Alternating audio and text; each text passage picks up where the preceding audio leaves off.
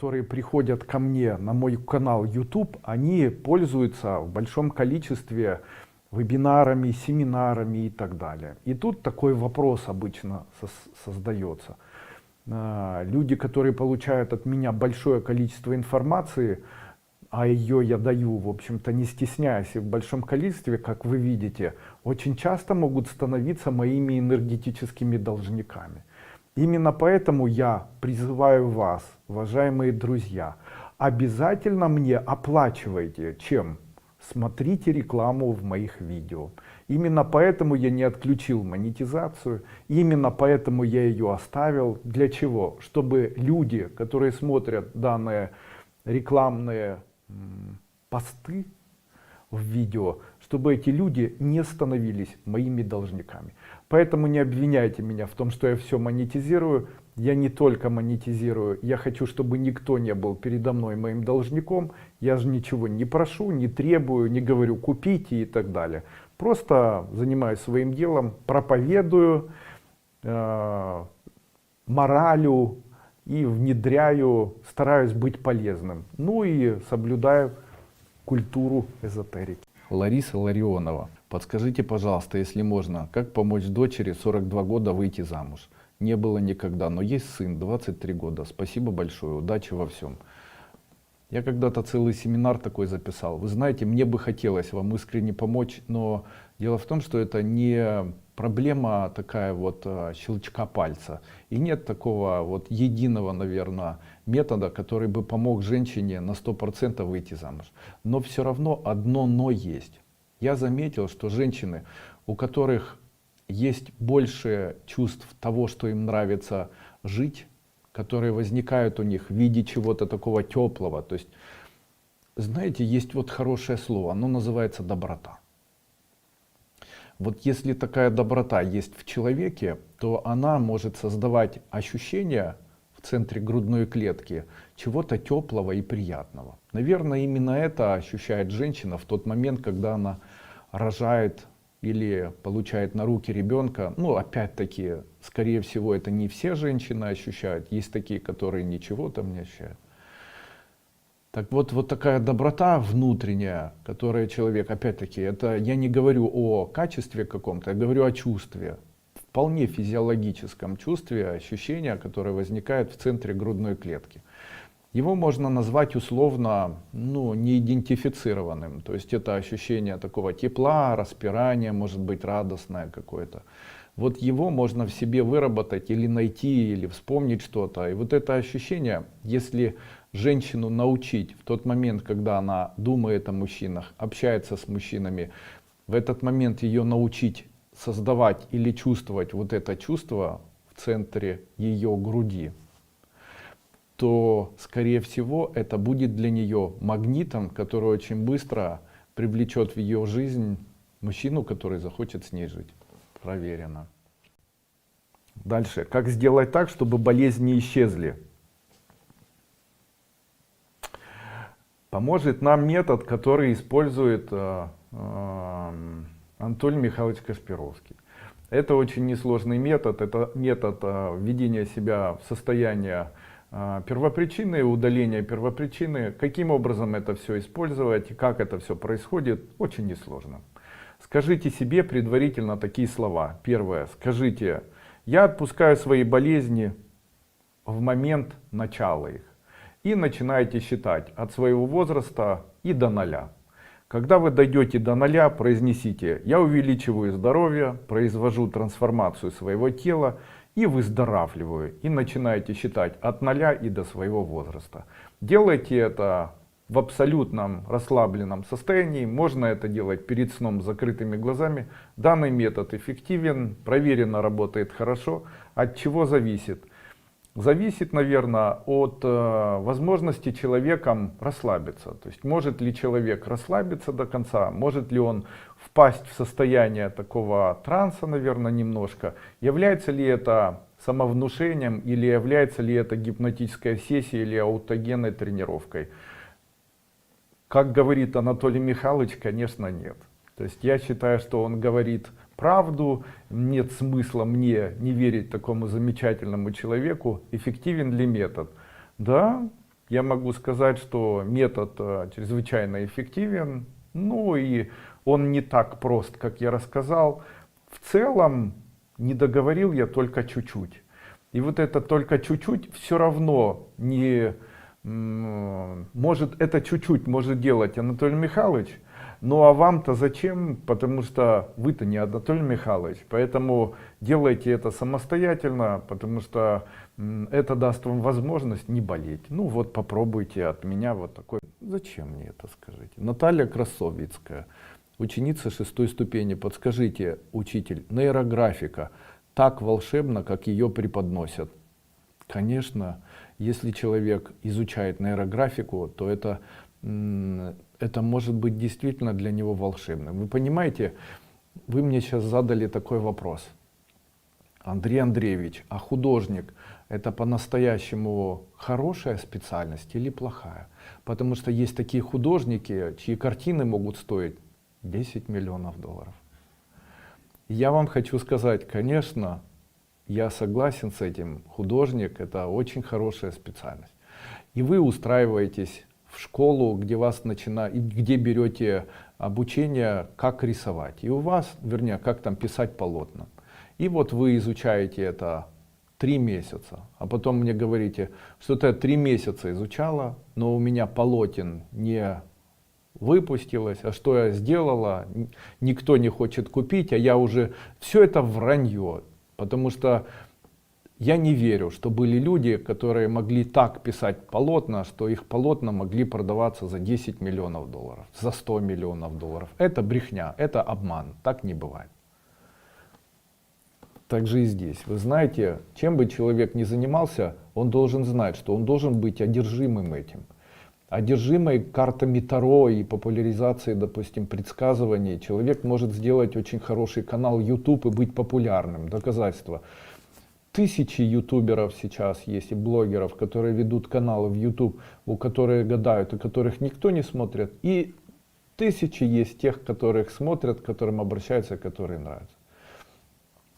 Таких, как я, наверное, миллион уже, знаете, уже, по-моему, эта ниша, она дуется и скоро треснет по швам, потому что только, я не знаю, человек не сведущий, там, не читавший ни одну книжку, начинает предлагать курсы или начинает рассказывать в Ютубе и о эзотерике, и о магии, о христианстве, и там какие-либо там концептуалы давать, и свои авторские разработки, и коучинг и так далее. То есть огромное количество информации.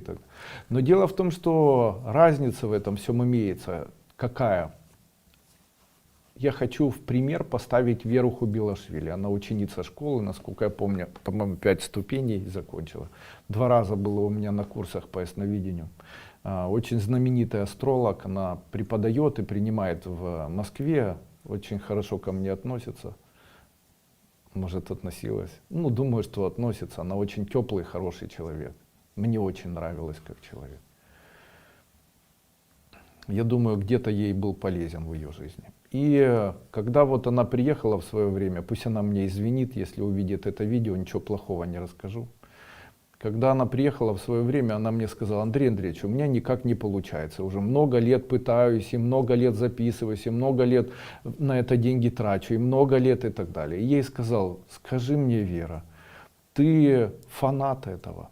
Она говорит: я такой фанат, и я увидел в ней вот это, то, что вижу в себе.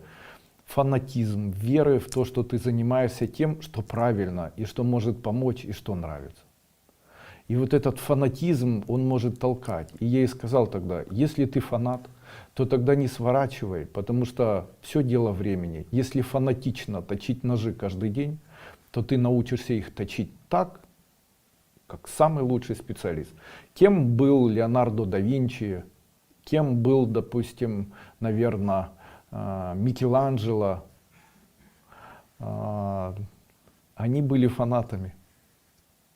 Кем был Моцарт и Шопен, они были фанатами.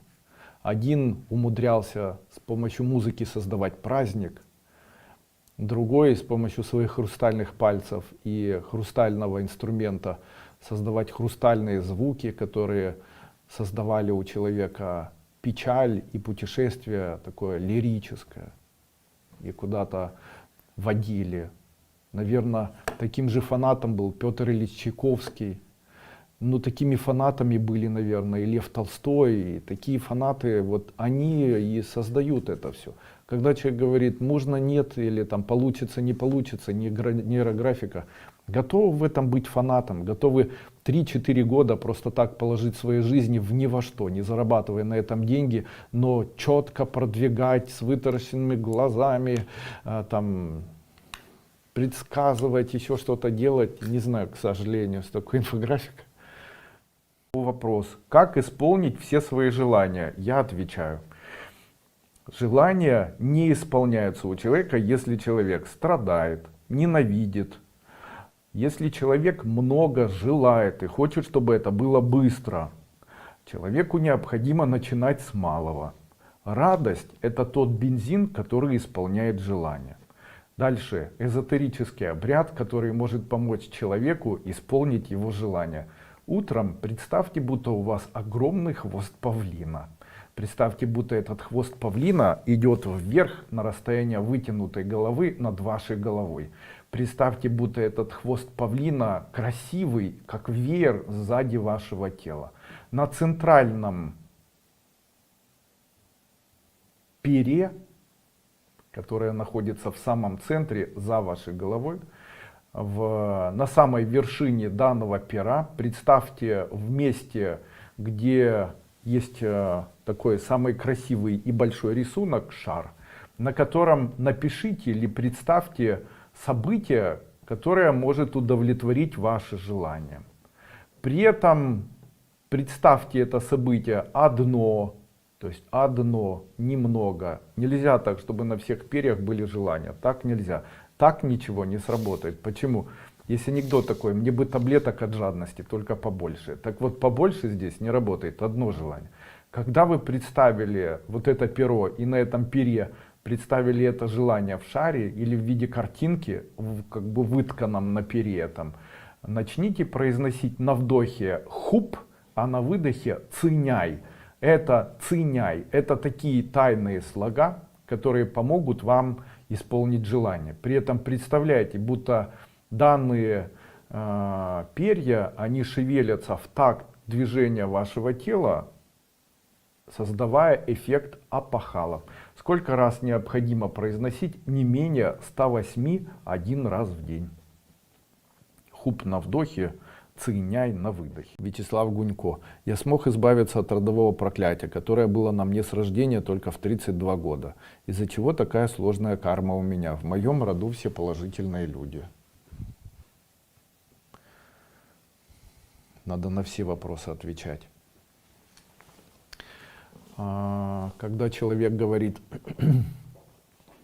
нет, я не хотел бы сказать вам, что не было у вас никакой кармы, все это чепуха, ерунда и так далее. Возможно, она есть.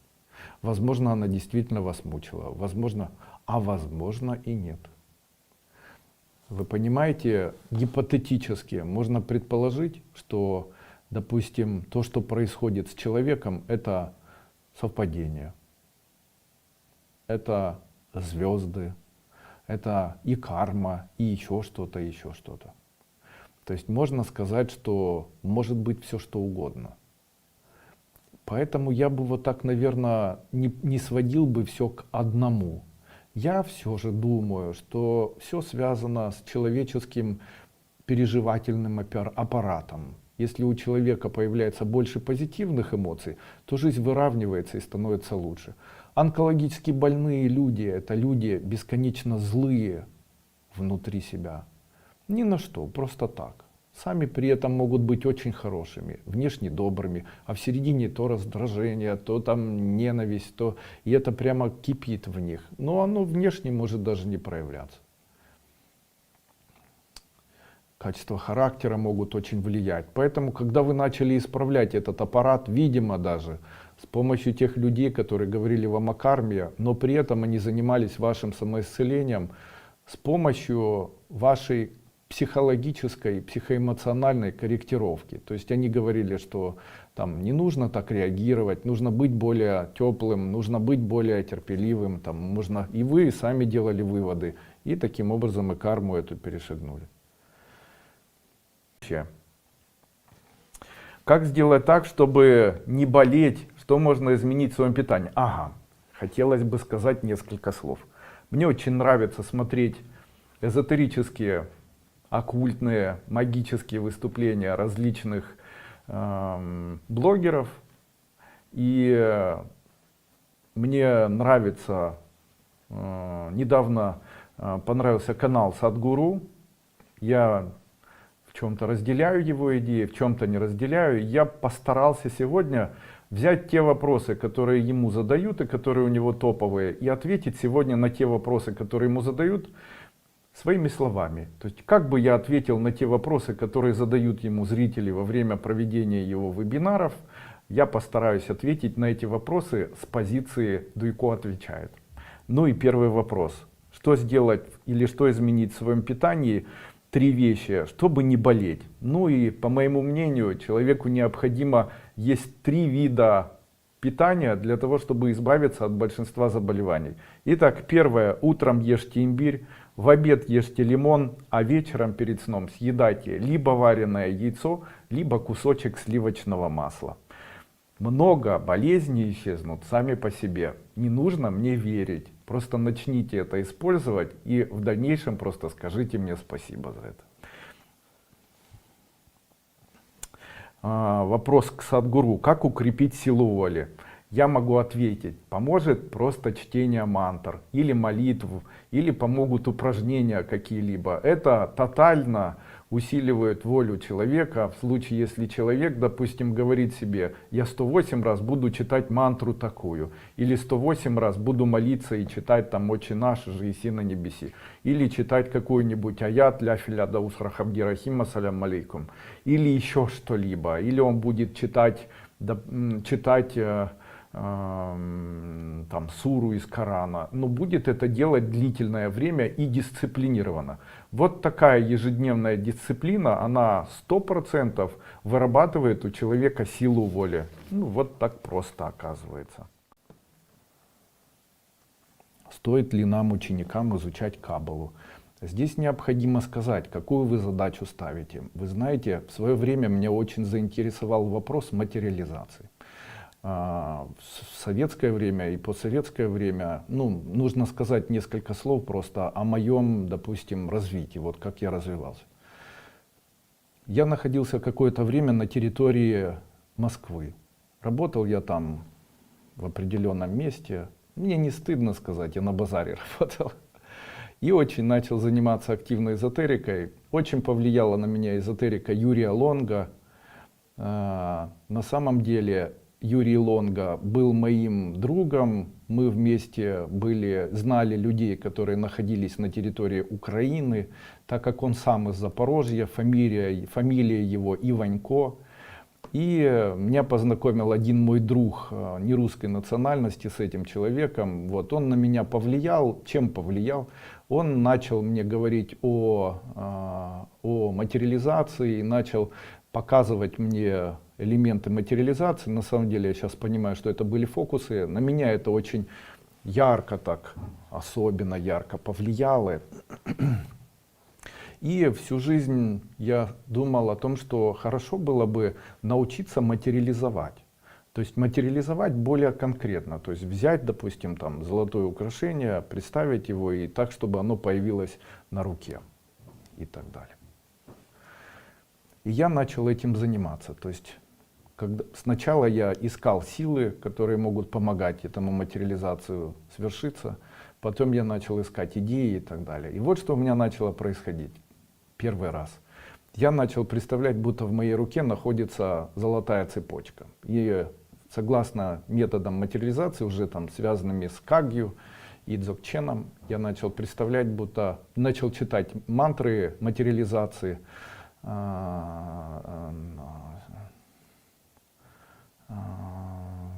Акасая намах, какие-то там Ом Хрим, Акасая намах, Ом Хрим, там, в общем, поочередные вот этим Ом Будхаю Кехунза, Ом Пемаю Кехунза, сейчас, он подме юке хунза, он пима юке хунза, он макаса юке хунза. И плавно создавая вот эти поля этой материализации, то есть у меня это происходило. Я даже начинал ощущать, будто у меня в руках появляется вот эта золотая цепочка. На то время мне очень хотелось золотую цепочку, 100-граммовую такую. И вдруг у меня сумасшедшая неприятность. Прямо сумасшедшая неприятность. Меня обвиняют в чем-то, я этого не делал ничего. Причем там просто хватают на улице, и у меня такие неприятности там. И они прямо настоящие неприятности, ничто не подразумевало какой-то гадости. Я всегда был добродушным, теплым человеком, честным таким, знаете, благородным, всегда за слова отвечал. Среди мужчин всегда завоевывал почетное место человека. Вот у меня всегда были клички такие, там Головуня. И я потом спрашивал у мужчины, я говорю, почему вы меня Головуней называете? Ну, потому что ты запоминаешь хорошо, потому что ты умный, потому что вот ты как-то все так четко это все рассказываешь и так далее. Ну и качество, наверное, сосредоточения на какой-то задаче вот мне помогало. А здесь прямо такая неприятность, ну нереально. И при этом я в этом всем не виноват, и эта неприятность затянула, и мне долго очень она мешала. Потом я забросил эти, все решилось. Забросил эти практики. Второй раз у меня было в Турции. Я занимался ювелиркой, привозил в Украину ювелирные изделия и делал закупки ювелирных изделий в Турции, в Стамбуле, в компаниях Favori, Дживали и там так далее. То есть я покупал большими партиями, здесь в Украине открыл ювелирные магазины, также сделал сеть ювелирную, где продавал успешно, слава богу, эти ювелирные изделия, смог заработать на этом достаточно приличные деньги. И занимался я этим сам, потом нанял людей, которые этим всем занимались. Ну, я никогда не скрывал, что до эзотерики я был очень успешным предпринимателем, фактически являюсь им и сейчас, и не бедным человеком, собственно говоря. И когда ехал я из Турции, отправил я товар, сделал предоплату, мне этот товар сюда в Украину через неделю-две должны были перевезти. И почему-то у меня какой-то заскок произошел такой. И я вечером, когда находился в номере, а номер назывался прямо в Лалали или в Аксарае, уже не помню, где-то в Стамбуле. И вечером ходил я, сам тогда я был, и пошел куда-то вниз, спустился там в Лалали, покушал какой-то еды, там возле порта там поел рыбы какой-то в ресторане, иду обратно, и у меня новый заскок. Думаю, а ну-ка я себе буду представлять, будто я в руках держу алмаз большого размера, такого 6 карат. 10 карат. И вот иду и вновь начал читать Аюке Помза и так далее. Иду, тру этот алмаз в своей руке, после чего возвращаюсь я. Утром мне нужно улетать, в 10 часов я уехал в этот аэропорт, и меня в этом аэропорту на 2 или на 3 суток арестовывают, держат, перевозят куда-то в стамбульский какой-то там. И там по непонятным причинам потом оказалось, что это вообще недоразумение. Что очень похож на другого человека, что посчитали, что я другой человек. Никто передо мной, также в наручниках меня привезли, посадили на самолет и отправили меня в эту Украину. И третий раз была такая же ситуация, она была уже в Египте, то есть ничего не предвещало беды. На протяжении 7 дней после каких-то там своих эзотерических изысканий я начал вновь практиковать практику, представляя в своей руке дорогое украшение. И после этого у меня были неприятности, связанные с полицией Хургады, меня продержали несколько дней там в тюрьме, и после этого по необъяснимым причинам одели наручники и отправили в Украину. И тут я задумался, ужас, я задумался, что ж такое со мной происходит. Всегда одно и то же, то есть я представляю вот это, и задался целью, и задался таким вопросом, чтобы высшие силы, вы можете мне не поверить, и я доказать не могу, но очень часто именно эти силы отвечают мне на такие вопросы. И я задал такой вопрос, я задал, почему, когда я представляю или материализую, то у меня что-то такое вот происходит. И мне было сказано, когда человек материализует, то он ворует. И у него от того, что он ворует, появляются неприятности. Поэтому сначала неприятности, а потом материализация. И было сказано, что если ты переживешь эти неприятности и будешь продолжать материализацию, то тогда будет получаться. Но знай, в этом мире все уже кому-то принадлежит.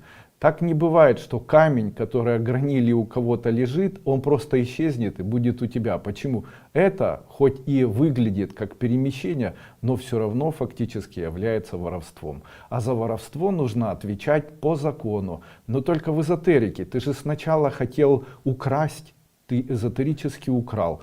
Ну а после этого за то, что ты украл, тебя нужно наказать. Как? Физически это первая часть материализации. То есть теперь тебе милиция. Ну а второе, но если будешь продолжать, то тогда следующим этапом будет то, что оно у тебя появится. Вот так. Поэтому я вас убеждаю, друзья мои, если вы занимаетесь этими практиками, не начинайте. Ну а опять-таки по поводу каббалы и так далее. Какую вы ставите задачу? В случае, если вы ставите задачу всепознания мира и так далее, то, наверное, каббалой можно заниматься, если у вас есть корни иудейские. Кстати, по поводу Сахалина хотел бы сказать несколько слов.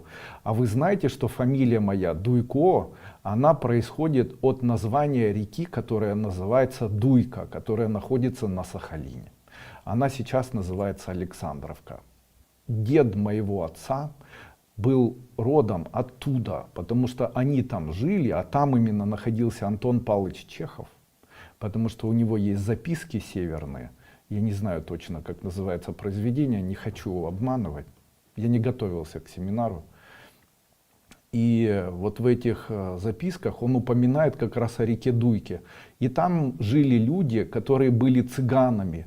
И вот эти цыганы, которые там жили, они сильно выпивали, много гадали, и это мои предки. Они потом переехали, вначале они переехали в Николаевскую, сначала переехали, вначале они жили там где-то в Венгрии, а после чего переехали уже сюда. Ну и фамилия, она до момента вот этого деда, все были Дуйками, а потом стали Дуйком или Дуйко. А уже сама фамилия это, она, знаете, как часто в советское время делали ошибки. Ну и когда в очередной раз паспортистка написала вместо Дуйка Дуйко, уже все махнули рукой и там сказали, пусть так и будет.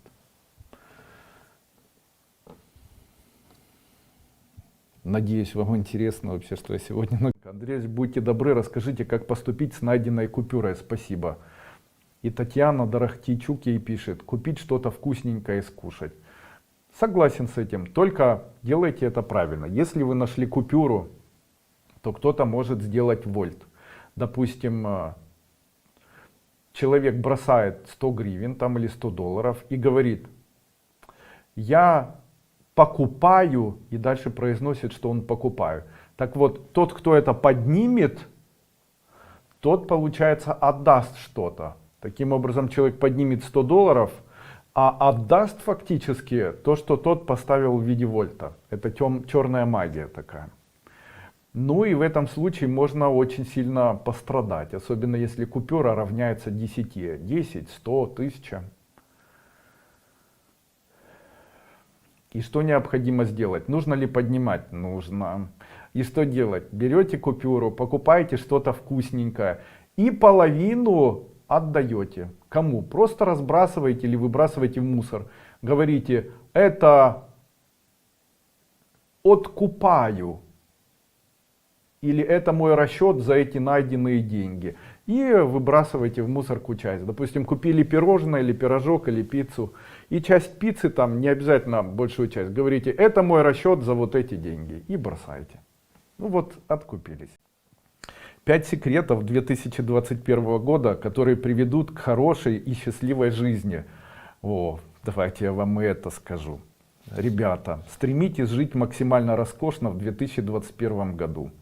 Стремитесь жить максимально энергично в 2021 году. Стремитесь как можно больше обучаться и читать. Это будет все приводить к успешному году. Ну и последнее. Стремитесь обязательно на протяжении года что-нибудь жевать. Элемент жевания будет приводить человека к тому, что у него будет появляться везение и материальное благополучие. Я об этом подробнее расскажу на своем семинаре, который называется «Программирование 2022 года», а не 2021, спутал что-то. Итак, 5 секретов 2022 года, который будет. В общем-то, покупайте жвачки, каждый день жуете жвачки, не отказывайте себе в еде, и год будет очень успешным. Да. Дальше.